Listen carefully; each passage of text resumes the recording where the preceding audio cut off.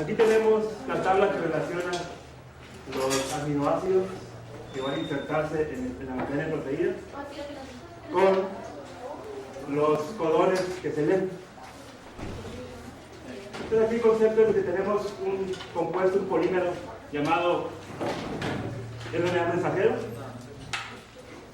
y ese RNA mensajero tiene bases en su estructura.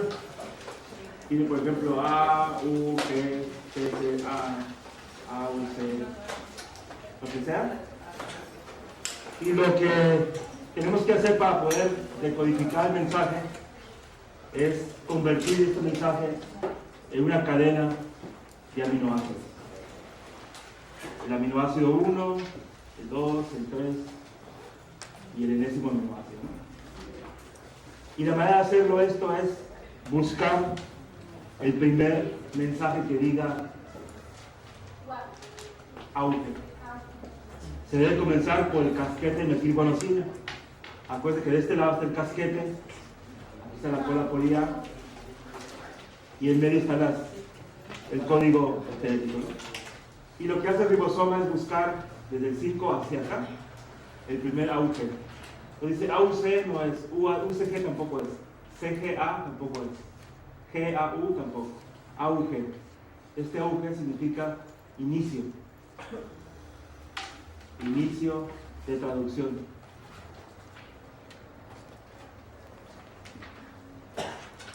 Y si se reemplaza con un aminoácido. ¿Con cuál aminoácido se reemplaza? Con el AUG, metionina. Entonces deben saberse el código de letras de metionina. Es MET en 3 letras o M en una letra. Y lo que sigue es leer el siguiente triplete. CCA. CCA, que es el C con C con A, es prolina. ¿Cómo se pone prolina en código de 3 letras? Pro. ¿Y una letra? P. Luego UAC. UAC es tirosina. ¿Cómo se pone tirosina en 3 letras? Y en una letra. ¿Eres bien?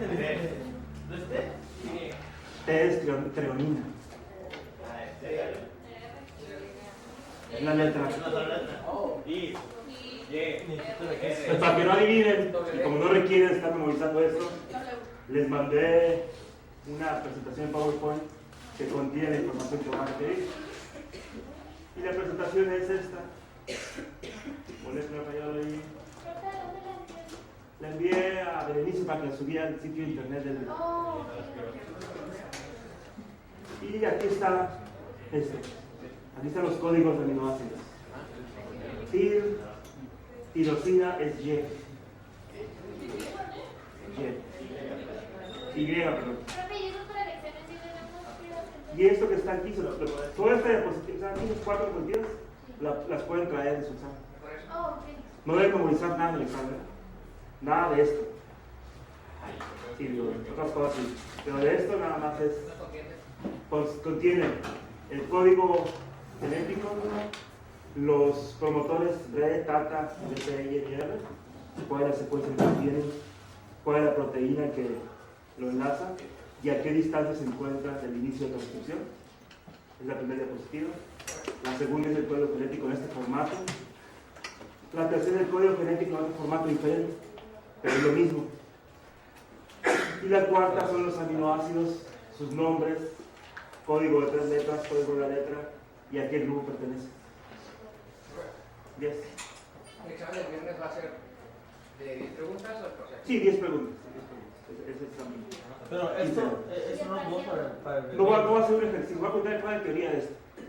El examen de unidad va a tener un ejercicio. Pero no creo que cabemos para eso. Todavía falta mucho que decir. Y esta transcripción, esta traducción continúa. Y continúa hasta que se encuentre algo que se llama código de Pan. O también se conoce en inglés como stop codon, codón de Pan. Y este codón de Pan tiene 3 versiones. No tienen que memorizarlas, pero las versiones están aquí. Es Bueno, está más fácil. UAA, UAG y UGA. UAA, UAG y UGA. Cuando encuentren esto, la traducción termina, no se pone ningún aminoácido más y la proteína es lo que contenga es hasta un aminoácido antes del código de par. Entonces la proteína quedaría en este caso NH2 por ser amino, metionina, prolina, tirosina, COOH. Si aquí vio un código de par luego, terminaría ahí. Sería una proteína de 3 péptidos, de 3 aminoácidos.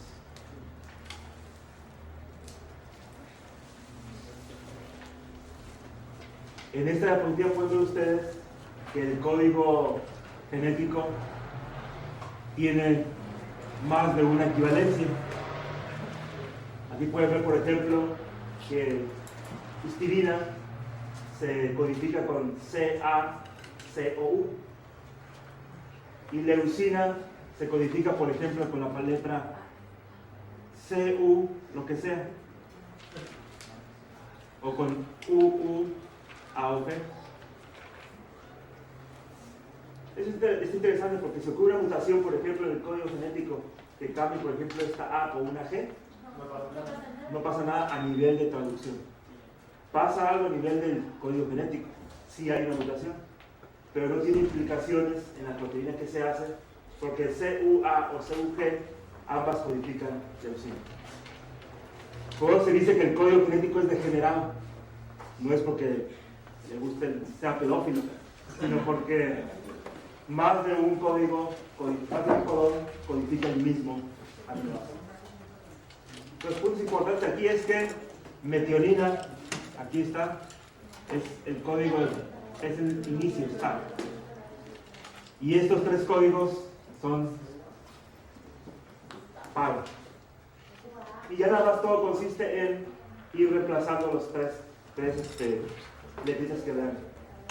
Lo interesante es que lo que uno pone depende mucho de cómo se lea. Y eso se le llama cuadro de lectura. Déjame cambiar de animación para irnos a otra diapositiva. Y aquí vamos a ver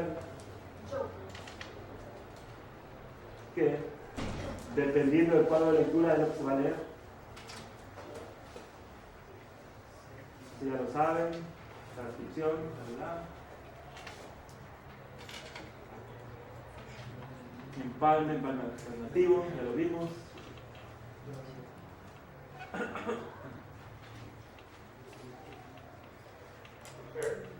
Por ejemplo, si el código genético dijera CUC, AGC, GUU, ACC, AU, lo que sea, hay 3 cuadros de lectura.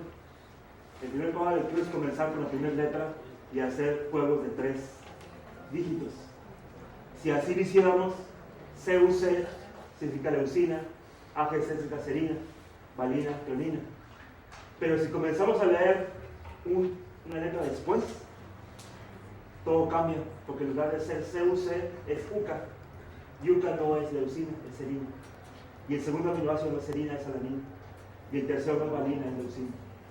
Se recorre el dígito, un dígito a la derecha y cambia la proteína que se hace. Si comenzamos a leer el tercer dígito, todo cambia también. En lugar de decir CUC, es CAG. Es el mismo código, pero leído en el cuadro de lectura +1. +1 quiere decir que se comienza a leer en el primer nucleótido, o en el nucleótido +2, o en el 3. Entonces tenemos 3 cuadros de lectura, +1, +2, +3, y los 3 dan 3 diferentes proteínas. Solo el primero es correcto, ¿verdad? Y el que es correcto depende de dónde se encuentre primero, el primer auge. Si tú tienes una serie de letras A, C, C, A, C, A, G, C, A, U, G, A, C, C, A, U, C, C, A, G. La gran pregunta es, ¿qué cuadro de lectura utilizo? ¿El +1, el +2 o el +3? O sea, hago esto o hago esto. o hago esto. Y la pregunta es, ¿cuál es lo que debo hacer? Todo depende de dónde encuentro el primer agujero. Y lo que tienes que hacer es buscar el primer agujero. ACA. ¿ACA es agujero? No. Siguiente lectura. CAC. No. ACA. No. CAG. Tampoco. AGC. No es. GCU. No. GUA. No. AUG. Este es. Ese cuadro verde. Pero no supe cuál era el cuadro hasta que encontré el primer agujero. Sí, pero no hay agujero. Si este fuera, para que sirva el ejemplo, AUG, este define el cuadro de lectura. A partir de ahí comienza a hacer 3. ¿Y respetarías tus niños? Pero de ahí vamos a empezar a contar 30. No, a partir de ahí, este es RNA mensajero. A partir de que encuentre el primer agujero, este es el inicio de traducción. Y la traducción termina cuando encuentres un triplete que diga stop.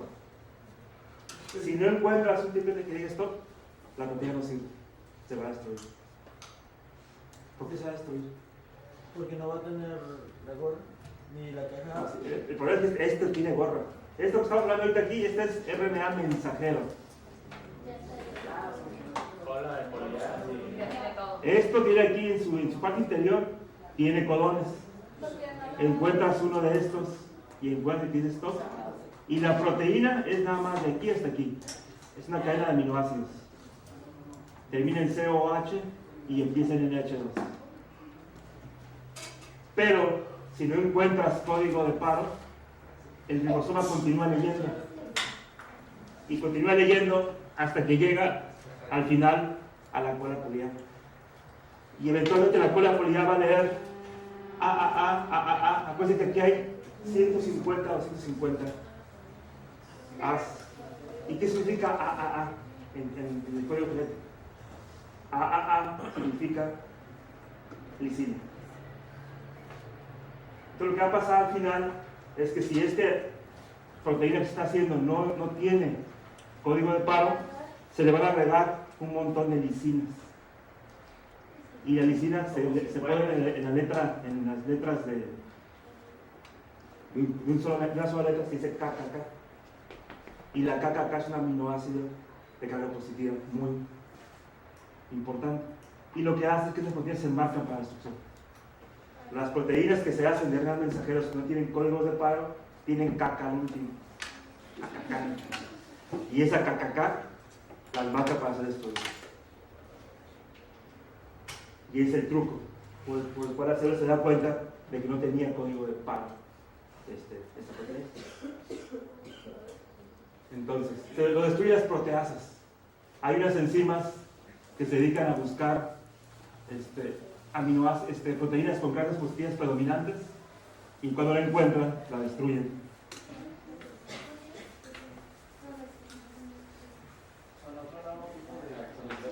Sí, no son nucleasas, son proteasas, no construyen proteínas.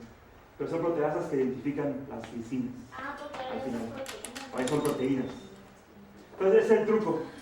El truco para hacer esto lo lleva a cabo este RNA.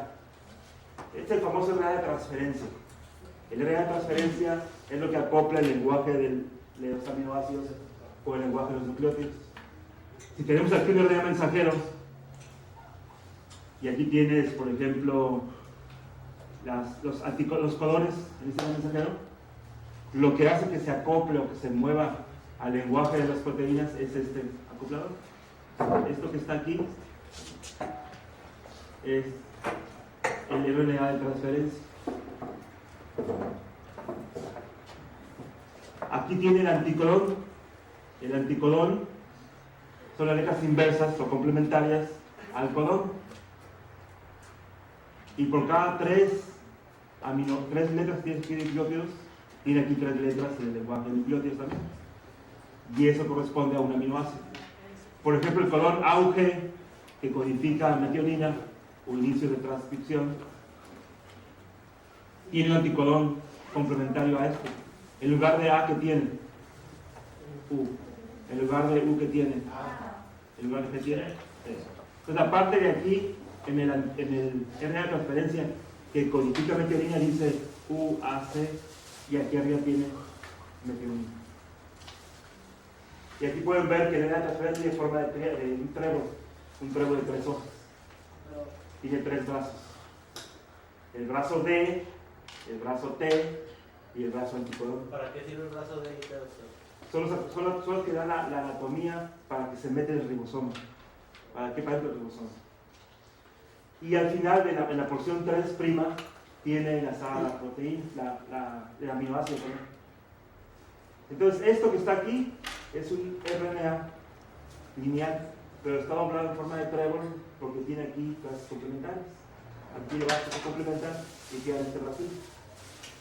Aquí tienen bases que se complementan y queda este vacío. Bases que se complementan a este brazo y aquí se complementan estas bases y tiene una colita donde está puesta el aminoácido correspondiente. Entonces los RNA de transferencia son los que acoplan el lenguaje del RNA con el lenguaje de las proteínas. ¿Está el ARN? ¿El qué? Está el ARN. Y ese pero ya tiene la aminoácido. Ya lo tiene. Entonces, no se crea a partir del aminoácido. No. Lo que se crea es la cadenita, la secuencia de eventos. La proteína es una cadena de aminoácidos. Esta va llevando un aminoácido en particular. Lo que dice el RNA mensajero es el orden en que se ponen los aminoácidos. Porque en diferente orden puede dar diferentes proteínas. Sí. ¿El RNA de dónde agarra aminoácido? ¿De dónde agarra? Hay una vía sintética para hacer RNA de transferencia. Pero... Bueno, ¿A dónde los hace? ¿Cómo se agarra? Tenemos una vía metabólica que sintetiza aminoácidos y tenemos varios de ellos que no podemos sintetizar. Son los aminoácidos esenciales. Tienes que ingerir de la dieta. pero, o sea, entran al citoplasma, ¿no se agarra? Sí. Tenemos transportadores de aminoácidos que meten aminoácidos a las células. En la digestión, las proteínas de la carne son destruidas y simplificadas a aminoácidos. Pasan a la sangre, pasan a las células y las células acoplan los aminoácidos a su RNA de transferencia para hacer sus nuevas proteínas. ¿Cómo vas a ver que es el anticodón? ¿Cómo qué? ¿Cómo vas a ver que ese es el anticodón? Por la complementación de bases. Pero allá también hay DNA. Porque este es el brazo que tiene la capacidad de reconocer el RNA. Si te fijas aquí, tenemos aquí bases que no son normales. Por ejemplo, la D no es una base. Estas son bases modificadas. Cuando vean símbolos escalados como este pi que está aquí y esta D, son bases modificadas que únicamente están presentes en el RNA de transferencia.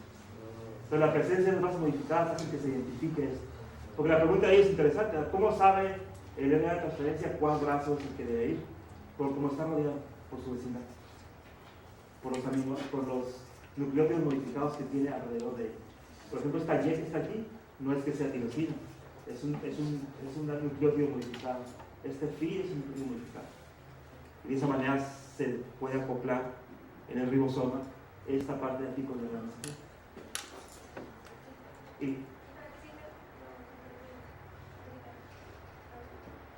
¿Para qué sirven los modificados? Para dar la estructura. Sí. Esto cambia la propiedad química del RNA de transferencia y le da su estructura. No pueden hacer una transferencia con puras bases normales. No funciona. Bueno, a veces la tercera letra del anticodón tiene una posición que es laxa, que permite ciertas variaciones. Esa es la explicación por qué, por ejemplo, la leucina se codifica con 2 letras importantes y la tercera no importa, porque el último enlace no es tan crítico. No es tan importante que sea una base apareada perfectamente. Y lo que hace el anticodón es que se enlaza por las primeras 2 letras y la tercera es indiferente. Claro que la química esa está muy interesante, ¿no? ¿Cómo le hace el RNA de transferencia para reconocer el codón? Está fuera del alcance de lo que causa de esta clase, ¿no? Pero bueno, hay una vía sintética que hace y que produce estos RNA de transferencia. Y otro componente importante de este proceso de traducción es el ribosoma. El ribosoma tiene 2 unidades. Aquí podemos verlo en forma de caricatura. Tiene la unidad pequeña, que es la parte verde oscura, y la unidad pesada, que es la parte verde liviana. generalmente están desensamblados. Los ribosomas están libres como unidad pequeña y unidad pesada en este plano. Se ensamblan cuando se encuentra un RNA de mensajero. Cuando se ensamblan los dos, forman una casa de campaña que tiene 3 cuartos. Los cuartos son el cuarto de entrada, que es el cuarto A, o así, el cuarto P, donde se hace el enlace peptídico, y el cuarto de salida, exit, que es el cuarto E. Entonces, EPA, Agencia de Protección del Ambiente de Estados Unidos. No, esa es una DNA polimerasa. Este es un ribosoma. Y el ribosoma forma 3 cuartos. Y lo que pasa es que los RNA de transferencia van entrando. Esta es como una gran fiesta. Llegan aquí los RNA de transferencia. Aquí la fiesta, sí, aquí es. Pásale aquí al recibidor. Deja tu abrigo y tu sombrero y todas las cosas. Y después pasa a donde baila. Entonces, a donde baila el comedor, te emborrachas, bailas, eres feliz. Y después se pasa en el cuarto que alterado, estás muy borracho. Y en el cuarto de éxito te dan a patada y te corren. Y el que sigue. Y así van entrando los RNA de transferencia, van entrando al cuarto A, luego pasan al cuarto P, luego pasan al cuarto E, y después son expulsados. La estructura del ribosoma fue tan difícil de elucidar que llevó varios años para lograrlo hacer, y a quien lo hizo, el año pasado, le dieron el premio Nobel de Química. Ese mismo año se dio el premio Nobel de las telomerasas, también se otorgó el premio Nobel, pero de Química, a quien descubrió la estructura del ribosoma. O sea, no tenemos mucho tiempo sabiendo eso. Porque esta nanomáquina, la estructura de este ribosoma es muy importante, porque está hecho de RNA ribosomal y de proteínas también. Aquí tenemos lo que pasa en la fase de elongación. En la fase de elongación tenemos el ribosoma ensamblado. Tenemos los tripletes del codón del RNA mensajero. El RNA mensajero es la tripita que está aquí, esta cinta. Es como una cinta que va recorriendo. El ribosoma va recorriéndose de 3 en 3, leyendo esa cinta. Crea 3 cuartos. El cuarto de entrada, aquí entró un nuevo RNA de transferencia. Checa que coincida su zona de anticodón con la zona codón.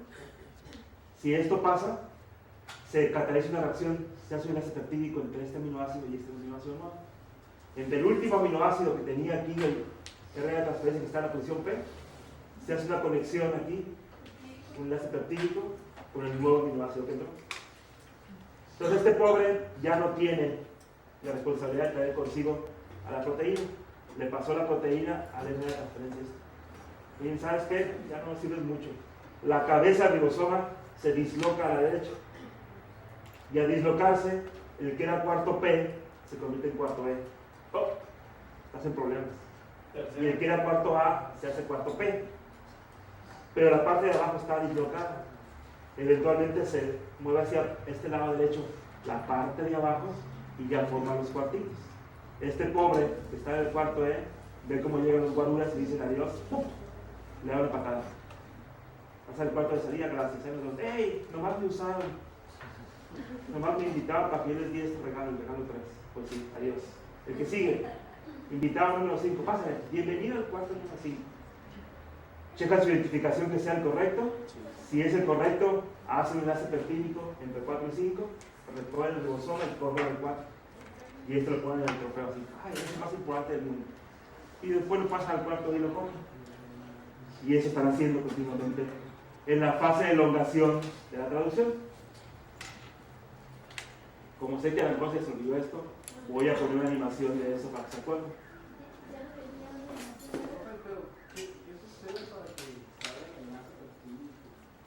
La parte pesada del ribosoma tiene propiedades enzimáticas, es una ribosina. ¿Se acuerdan que hablé de la ribosina hace tiempo? Tiene acción de peptidina transferasa. Una parte específica del ribosoma unidad pesada tiene acción de peptidina transferasa. Déjenme ponerles otra vez el video de traducción, ¿no? Para que se acuerden. Regeneración de extremidades, transporte de holiday, telomerasa, proyecto, endocitosis.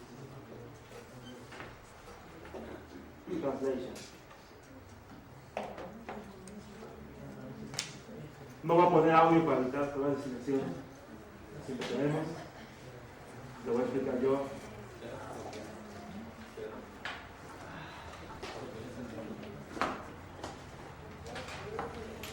Célula virtual, traducción. Y nos metemos a la célula.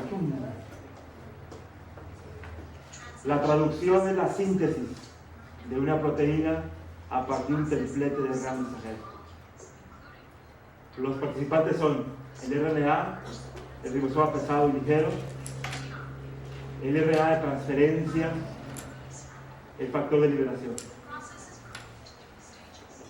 Lo podemos dividir en 3 fases: iniciación, elongación y terminación. Esto que está aquí es el RNA mensajero. Realmente no es lineal, ya les dije que es semicircular, circular. Realmente la cola poli-A está pegada a la cabeza 5 de metilmonosina. Este RNA mensajero tiene una porción 5, una porción 3. En la cola 3 tiene la famosa cola poli-A. Después tiene, en alguna parte de ahí tiene el codón de par, luego codones para cada aminoácido y un codón de inicio.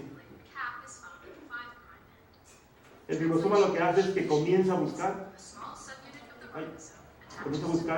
desde la porción 5, desde el casquete se mueve en dirección 5-3 y se va moviendo la unidad ligera. La unidad ligera realmente trae una RNA de transferencia pegada que le permite identificar al primer AUG. Doctor, Yes. ¿Podría el ribosoma pegarse después del primer codón? Generalmente lo que hace es que busca de 5 a 3 y encuentra el primer AUG. Porque esto que tiene aquí, el RNA de transferencia, ya viene acoplado con la unidad ligera. Entonces cuando esto pasa se detiene la unidad ligera con la unidad de transferencia. Y entonces convoca a que se ensamble la unidad pesada. Ahí se quedó detenido. Esta es una etiqueta molecular que dice inicio de traducción. Aquí está una bandera que dice aquí comienza la traducción. Y entonces se recluta la unidad pesada. Contiene metionina, que es el primer aminoácido. Codón, anticodón. Y se ensambla la unidad pesada del ribosoma. Se forman los 3 cuartos. Aquí nada más hay 2 representados, falta el cuarto E.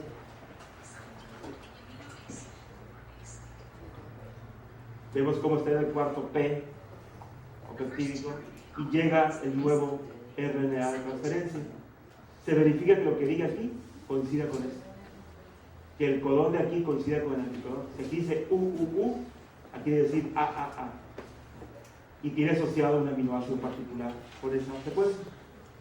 Si eso pasa, los puentes de hidrógeno se establecen aquí. Y esta región de aquí del ribosoma tiene acción de ribosinas, de peptiditos grasas. Entonces cataliza la conversión de un enlace peptídico entre la función carboxilo de este y el amino de este aminoácido y se forma un enlace peptídico.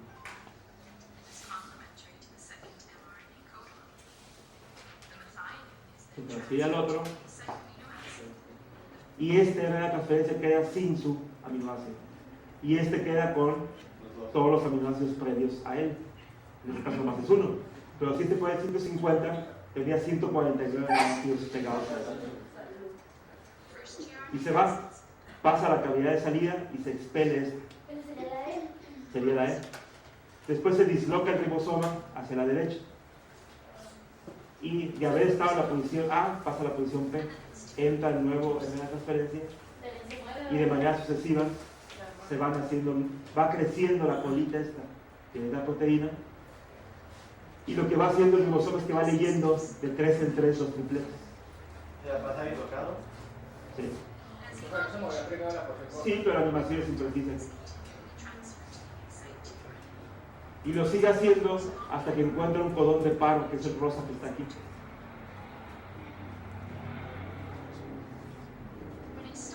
Cuando encuentra el codón de paro, lo que se mete a la cavidad A no es una RNA de transferencia, sino un factor de liberación. El factor de liberación detiene la síntesis proteica. Aquí vemos que el codón de paro es la Universidad Autónoma de Guadalajara, UAG. En lugar de entrar una RNA de transferencia, entró el factor de liberación. Y eso hace que se carboxile esta última parte de este aminoácido, COOH, y se libera. Y queda una proteína derivada de un RNA mensajero.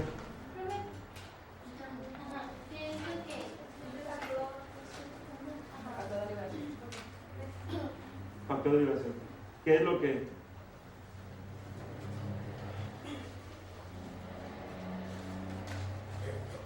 Entonces, sí. Iniciación, elongación, termination y terminación. Terminator. Se pone un COOH al final del último aminoácido. ¿Y se puede hacer varias proteínas con un solo RNA? En eucariotas, un RNA mensajero codifica una sola proteína. Se puede hacer muchas iguales. Se puede leer muchas veces, sí. No se puede hacer distintas, pero se puede hacer muchas, se puede traducir muchas veces para hacer una cantidad grande de proteínas. Los RNA mensajeros duran entre minutos o horas de vida. No se sabe cuál es su marcador de similitud. Tampoco se sabe cuántas veces se usan. Que yo sepa, no saben. ¿No tienen cola como los terómeros? Los RNA no tienen. La pregunta a ver está interesante. ¿Tiene un marcador de lecturas? Porque, por ejemplo, el cromosoma tiene un marcador de lecturas. Cada vez que duplicas un cromosoma, teóricamente, si las cromosomas no sirven, se acorta. Pero el RNA mensajero no está demostrado que se acorta. Pero tiene una vida finita. Eso es muy importante. Saber por qué se destruye y cómo se destruye el RNA mensajero es algo importante. Yo trabajo en los glóbulos rojos y los glóbulos rojos no tienen núcleo. Quiere decir que lo único que tienen en su plasma son RNA mensajeros. Pero después de un cierto tiempo también eso desaparece. Porque el glóbulo rojo maduro no tiene ni siquiera ribosomas. Su precursor, el proteoblasto, sí tiene, o eritroblasto sí tiene. Tiene núcleo, tiene ribosomas, tiene RNA de transferencia. Puede hacer síntesis proteica. Pero una vez que el glóbulo rojo se va a salir de la médula ósea de los huesos, expele el núcleo. Y expele el núcleo y también expele y pierde los organelos. Y ya pierde la propiedad de producir proteínas. Pero dura un tiempo sin proteínas. Y una pregunta que nos hemos tenido es ¿cuánto tiempo duran los RNA mensajeros de un eritroblasto antes de comerse el glóbulo rojo? ¿Cuánto tiempo puede seguir produciendo proteínas y cuáles son? No quisiéramos saber eso, pero sabemos. Está muy difícil técnicamente hacerlo. Bueno, entonces esto que vimos ahorita de la elongación de la proteína a partir de que se comenzó a hacer la lectura del RNA mensajero. No comencé con la iniciación porque está más compleja, pero el asunto es que aparte de esto, para que pueda ocurrir la traducción se requieren ciertos factores asociados. Aquí pueden ver, por ejemplo, que cuando llega el RNA de transferencia a la cavidad A, no llega solito, llega acompañado de una proteína, el factor de elongación TU. Ese factor de elongación tiene un nucleótido en su estructura, que es el GTP. Lo acompaña y lo viene a dejar hasta la puerta de la fiesta. Dice, ¿aquí es la fiesta? Sí, aquí es. ¿Cómo saben? Cuando se establece aquí el enlace codón-anticodón, lo que le pasa a esta proteína es que pierde un fosfato del GTP y se convierte en GDP. ¿Todos van a llegar con GTP? Sí. Llegan con su proteína acompañante. El factor de elongación TU. ¿GTP qué es? Es difosfato de guanosina. Un nucleótido de alta energía. Como el ATP, pero en lugar de adenina es guanina. ¿Lleva la proteína por eso? Sí. Lo acompaña. Bueno, les voy a poner el ejemplo que van a entender. Hay una gran fiesta en la escuela de medicina, un gran party. Y esta niña es su primer fiesta, trabaja ahí solita. Su papá lo acompaña. ¿Estás segura que es ahí? Sí. ¿Esa es la casa? Sí. A ver, dile a alguien que salga. Entonces viene y lo deja, ¿no? Métete ahí. ¿Aquí es la fiesta? Sí, aquí es la fiesta, déjala aquí. Bueno, pues ya me voy. Te voy a dejar el celular, un fosfato. Le hablas cada 5 minutos. No tomes nada. No se te diría a nadie. No se te ocurra subirte a la recámara, por favor. Pero le damos consejos necesarios para sobrevivir. Entonces este factor del EF2, eso hace, acompaña al RNA de transferencia, verifica que sea, porque aquí no hay manera de que uno sepa cuál es. Por ejemplo, si este Codón dice A. Quien debe entrar es U. Pero ¿qué tal si está más cerca aquí de una unidad de transferencia que diga UCA? Se va a meter aquí y se va a dar cuenta que no coincide. Si no coincide, se va a salir. Y eventualmente va a llegar el que es el correcto, y cuando llegue el correcto, va a quedarse enlazado. Y la manera para saber que eso ocurrió es porque el factor TU se va a modificar su estructura. Esta es una máquina de seguridad que verifica y censa que se haya establecido una buena apareamiento de bases entre el codón y el anticodón. Esta máquina F2 no va a perder su fosfato a menos de que se establezca aquí una buena conexión entre el codón y el anticodón. ¿Y el fosfato para qué es? Es un factor de energía, es para poder catalizar el proceso. Todo esto requiere que algún enlace cede energía. Entonces cede energía necesaria para que esto ocurra. Cuando esto pasa, ya deja la RNA de transferencia en la posición A y se va. Después aquí flotando, hay una vía metabólica que le reinserta otra vez su fosfato que le falta, trifosfato se vuelve a convertir y se recicla. Y acompaña otra vez como chaperón a dejar la fiesta a este RNA de transferencia. ¿Siempre están juntos la proteína y el...? Sí. Cuando ya se cambia GDP, ya pierde la afinidad. Ya no se llevan bien. ¿Sabes qué, papá? Ya no quiero estar contigo, me avergüenza estar contigo. Ni se te puede dar un beso a bajar el carro. Ok, ya me voy, todo feliz. Y se queda con sus nuevos amigos. Mira,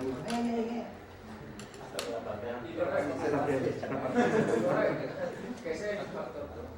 es un factor de una proteína que se asegura que el RNA de transferencia sea el adecuado y lo acompaña. O sea que hay una fase en la que se verifica que las cosas estén correctas. Cuando estos se conectan aquí y no son los correctos, se disocian y se van. O sea, no se quedan ahí pegados. ¿Vamos a equivocar de fiesta? Sí, sabes que aquí no es la fiesta, aquí es arquitectura. Ah, yo creí que era medicina. Está vinculada a la fiesta, mejor me quedo, no. Es una fiesta para cruz de medicina, te vas. Porque ahí dice su identificación, quién sí. Ellos tienen una lista de invitados, pues la lista de invitados aquí está puesta. Aquí dice lista de invitados. Y la gente que llega aquí viene con su nombre y checa la credencial. A ver, Juan López. ¿Tú eres Juan López? No eres. Oye, pero Juan López está allá, ¿no? Ya llegó antes que tú. Ya tiene tu lugar ocupado. Y sigue haciendo eso la elongación del ribosoma hasta que encuentra un codón de par. Bueno. ¿Qué más? ¿Codón de paro es el factor qué? Sí, el codón de paro son los factores de liberación. Entre factores de liberación. ¿Se acuerdan que después hace unos días, un programa que hacía estructuras secundarias de RNA? Y Matriz una tarea que diga, diseña el gran mensajero que haga esto. Esto lo hizo la naturaleza en millones de años, o Dios, como quieran creer. Esta es la estructura de lo que se va a hacer un ribosoma. Un ribosoma es, en general, RNA ribosomal doblado en cierta arquitectura topológica y insertado con proteínas particulares en ciertos lugares. Pues esta máquina que está aquí, nanoensamblada, da esta complementación y eso forma la estructura del ribosoma por sí mismo.